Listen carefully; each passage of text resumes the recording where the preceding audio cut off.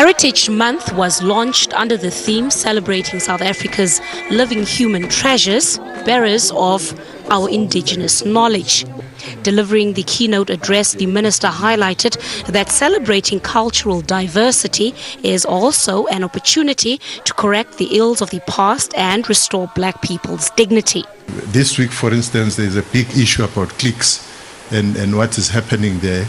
We've got to confront those things. We've got to challenge them, to challenge their proponents. It can't be allowed. If there is something which South Africa must be intolerant of, the intolerances like racism, and understand them in their depth. That racism is not just prejudice. It's a very deep, pernicious and toxic ideology. It has to be uprooted. Those still among us and contributing to society were also celebrated.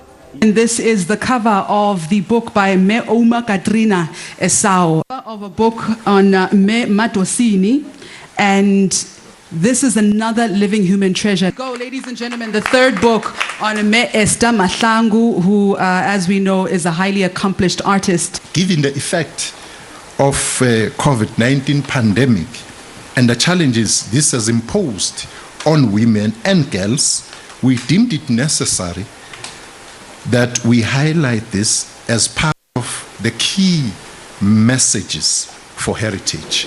Gender-based violence took center stage at this year's Heritage Month launch.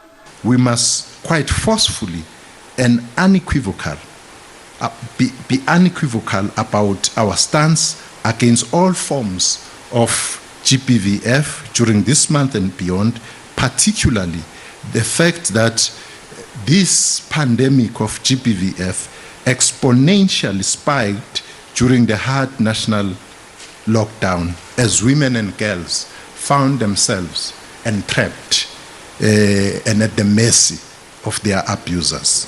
Activists against gender-based violence engaged in a dialogue to interrogate the causes and possible solutions. So there is toxic matriarchy as well as there being toxic patriarchy. We have not told the pain of a father who has lost a daughter due to gender-based violence. We have not told of a pain of a father whose daughter was raped.